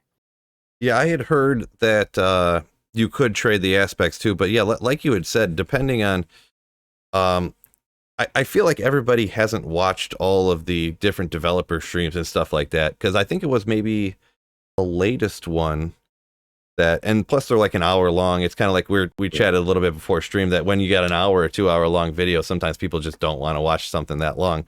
But I believe in there, yeah, they said that you could definitely trade a chunk of stuff. I don't remember how high it went, because there's 3 different tiers of rares or something. There's like normal rare, legendary rare. There was different tiers of rares. I don't know where the cutoff was that you could trade, but I do remember them saying that you could trade the aspects, and this is, sometimes it's trusting my memory. I like looking things up all the time, but since there's so much contradictory information, like you said, it's tough to look up right now. But I'm almost positive I remember them saying you could trade aspects, but you couldn't trade the highest tier of stuff, like the best items, whatever it was at the top. Well, and you know, it's not even just like, can you trade the aspects? It's or even if we can trust that the information is accurate, you know, it's still in alpha, it's still in beta, right? True. So like we could get absolutely 100% accurate information today, and then maybe like 2 or 3 months from now they change their mind and swap it a different way, and then we're wrong. But yeah, you know, until they finally finalize what they want to do, I'm always a person that leans more toward free trade than not. I feel like it makes the game into more of a single player game when you can't trade. You know, like there's a certain amount of excitement there. Like when you find something really cool that might be not for you. So like, you know, maybe you're playing an Amazon, for instance, on your, you know, on Diablo 2, you're playing an Amazon and your friend's playing a barbarian, and you're killing a monster, and he drops, you know, like some really awesome 2-handed weapon, right? And your friend is a 2-handed barbarian, and so you get excited and you want to give it to him, you want to trade it to him. There's a certain like aspect online of just, you know, interactivity and having fun, you know, helping out your friends, and maybe your friend helps you out, and when you kill trading, you kill all of that. Like all of that friendship and camaraderie and like holding on to items for your friends just disappears. And I don't like that. Like when Diablo 3, even when I was playing online with other people, it felt like I was playing solo. Like I'd literally be playing with my brother, and then he would log off, and like he'd be playing a necromancer, and some really awesome necromancer item would drop, and then I would be like, I would go to text him and be like, hey, I found that item you're looking for, and then I would realize he wasn't online when it dropped, so I couldn't give it to him. Yeah, and that's the thing about Diablo 4. Also, with what they say, it was going to be like 80% like smart loot. So you probably aren't going to be finding a lot of things to help other people out, anyways, right? It's going to be stuff for your character. So well, hopefully it's better than Diablo 3. It's got to be better than Diablo 3. Come on. Well, Diablo 3 smart loot system was awful. Like, and I think they've improved it a little bit since, but like it used to be so bad that you would find like a sorceress item or a wizard item. My bad. You would find like a wizard item, and literally it would have strength on it because you're a paladin or you're a crusader when you found it. So the items would be customized to you so specifically that it was just silly. Like this item is literally a wizard only item that you can't put on, and they've got like the stats on it for your character. And the smart loot I can't system imagine they would have that in Diablo 4. Well, apparently they've fixed it a little bit, and maybe the smart loot system actually is smarter than it was in Diablo 3, but it was pretty dumb in Diablo. They should have called it dumb loot because it was really dumb. And I'm hoping that it's definitely seen some leaps and bounds of improvement if that's the case. I think Riker, I was watching his video on Diablo 4, and he did say that it felt like there was some smart loot in the game, but he said it also seemed like there were items that were dropping that were not for his character. So he wasn't sure whether it was all smart loot or whether it was like a percentage of smart loot, like maybe certain items dropped and they would be customized to you, but then other items would be not. Gotcha. He said he couldn't quite figure it out whether it was like 100% or not. I think, and obviously, like you said, anything could change. Maybe this was mentioned a while ago, and who knows what happened. Like for some reason, I feel like I heard it, like the devs said roughly like 80-20, but I could be wrong there. So that's kind of what I remember hearing, but we'll see. They'll probably have some more of those dev talks coming up here, and maybe they'll shed some more light on some more of that kind of stuff. But like you as a single player, because I know you do primarily single player stuff. Yeah. Like smart loot is honestly kind of like a detriment for single player characters. Oh, like, yeah. Because you be playing along maybe on your sorceress or your paladin or whatever, and something drops. Like you don't care whether or not it's for your character. Like you're looking at the broader spectrum. You're like, oh man, I finally got the Shaco. I can put it on my Hammerden or whatever. Right. You know, like you don't necessarily care what falls on the ground so much as long as it's something that you can use for one of your characters. If you're using a paladin and you find that Griffin's finally. but imagine you're playing your character, one of your many characters, and everything that's dropping is only for that character. So to find anything for another character, you're going to have to go to those other characters. Mm-hmm. And that's kind of unfortunate because like on barbarians and stuff like that, you really need a good weapon, like as a melee character to be able to do anything. So you end up in these really silly situations where you can't farm gear for other characters. Yeah, so with the stuff you've seen from Diablo 4, in my personal opinion, I think it looks pretty good. It's impossible to say before you get your hands on it and it's a finished product. I think it looks pretty good. I don't think it's going to fully, like, quote unquote, win me over. It's not going to make me go like, man, I'm never touching D2 again. This is way better than Diablo 2. Way better. No. That's Diablo 2 is always going to be. Yeah, Diablo 2 is always going to be a place. It's always going to have a place in our hearts, right? Yeah, it's never going to get replaced. Based upon what you've seen so far, and what do you think? With obviously it's a limited knowledge base and things could change. Where do you think Diablo 4 is going to fall? You think it's going to be really good game? You think it's going to be D3? So I'm optimistic. Like from what I've seen so far, I'm seeing good signs.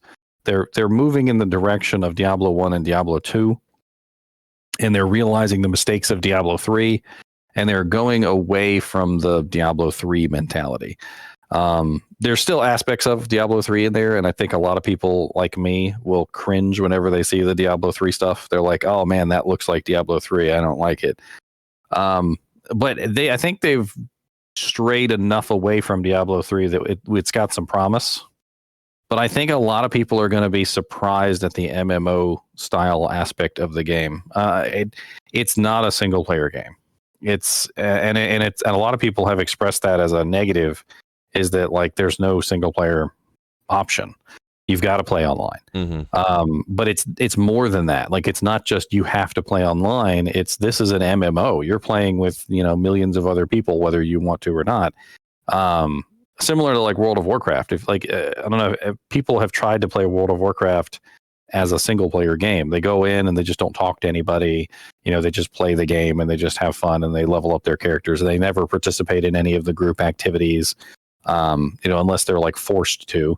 And a lot of people I think are going to get thrown for a loop with the whole like this is a constantly online like MMO experience as opposed to the normal Diablo experience. Mm-hmm. Although Diablo 2, in defense of the MMO experience, Diablo 2 definitely does have sort of an MMO experience going.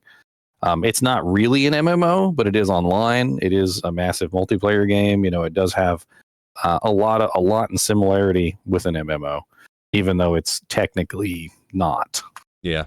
Yeah. One interesting thing that they mentioned, the devs, speaking of like the MMO aspect of it, playing with everybody else, I think it was the latest one, they mentioned that you would kind of be doing a lot of the quests like by yourself. So there's obviously like the world events and stuff like that, but they kind of specifically mentioned that a lot of the quests and stuff you'd kind of be going off and doing by yourself, which I thought was interesting for an online game with a ton of people, you know?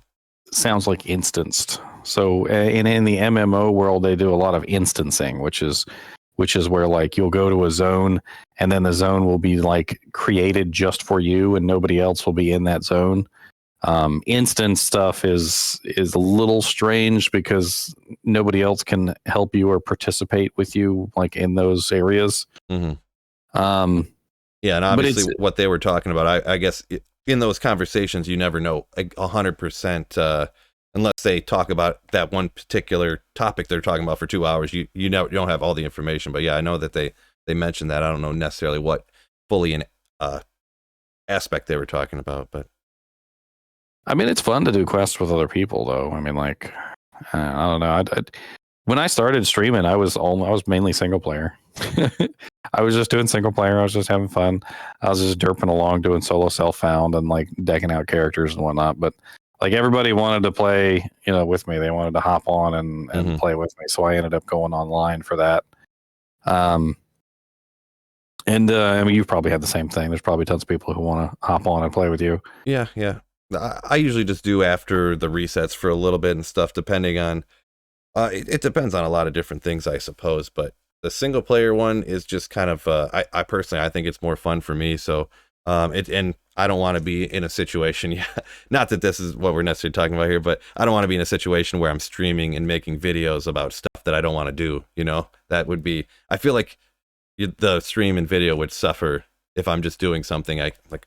All right, guys, let's go do this. You know, but yeah. So, I'm actually gonna have to go hop off right now. The kiddo's about to get out of school, so the teachers frown upon me just leaving her there by herself. So yeah, that's terrible. Definitely doesn't work that way. Doesn't work that way. So we're gonna have to call it quits here. But yeah, it is great talking to you. That time flew right by. Good thing I was looking at the clock. I would have just gotten arrested for leaving. You know, child neglect or something. So, yeah, appreciate you doing this with me. You know, like I said, it was fun getting your insights. You had some great ideas there on changes for D2R and stuff. Like I said, and I'll mention one more time, that 20 FCR and staffs I liked a lot. So, yeah, a couple other things. Well, thanks for having me on. I appreciate it. It was actually cool being on the Philcast. I had a couple people. They were like, "When are you going to be on the Philcast?" I'm like, "What's the Philcast?" And then I had to go look you up. And yeah, and then I started watching some of the videos, and you're probably one of the top requested people. So yeah, definitely extend the invite, and it's a good time. All right. So, well, all right, man. Take care. Tell your chinchilla bye, buddy. Bye. Say bye, Mr. Nemo. All right. So peace out, everybody. Oh yeah, give me your best keep slaying before we go. All right, keep slaying. Oh, I like it. Yeah. All right. Peace out, fellas.